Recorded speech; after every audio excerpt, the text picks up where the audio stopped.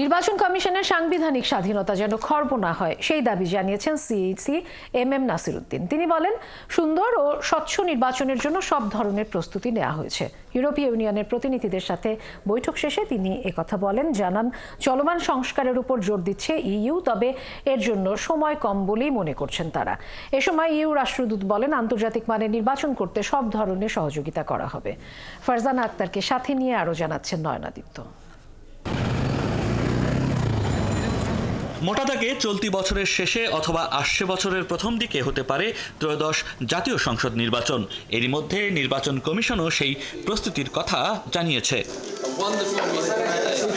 মঙ্গলবার সকালে নির্বাচন কমিশনারদের সাথে বৈঠক করে ইউরোপীয় ইউনিয়নের একটি প্রতিনিধি দল। বৈঠক শেষে প্রধান নির্বাচন কমিশনার এমএম নাসিরউদ্দিন বলেন, আগামী নির্বাচন সুষ্ঠু যে হবে তা নিয়ে ইউকে আশ্বস্ত করা হয়েছে। আমরা বলেছি যে আমাদের যে কমিটমেন্ট যে for a free fair credible election, সেটা অ্যাচিভ করার জন্য, ডেলিভার করার জন্য আমরা সার্বিক প্রস্তুতি নিয়ে আগাচ্ছি, এই কথাটা ওনাদেরকে জানিয়েছি। বৈঠকে নির্বাচন ব্যবস্থা সংস্কার কমিশনের 150টি প্রস্তাব নিয়েও আলোচনা হয়েছে বলে জানান সিইসি।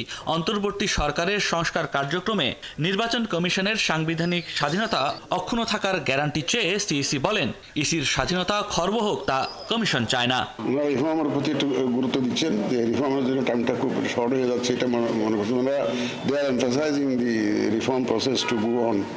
এটা একটা সাজেশন, ওনাদের পক্ষ থেকে সাজেশন, নট এ প্রেশার।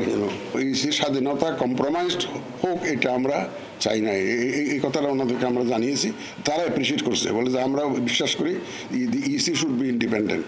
পরে ইইউ রাষ্ট্রদূত মাইকেল মিলার বলেন, আন্তর্জাতিক মানদণ্ড অনুযায়ী স্বচ্ছ নির্বাচনের জন্য সব ধরনের সহযোগিতা করা হবে। পরবর্তী সাধারণ নির্বাচন নিয়ে আমাদের মধ্যে চমৎকার আলোচনা হয়েছে। আমি এখানে সহায়তার বার্তা নিয়ে এসেছি।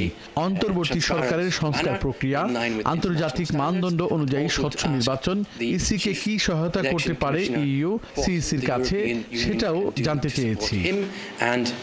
Bangladesh at this extremely important moment.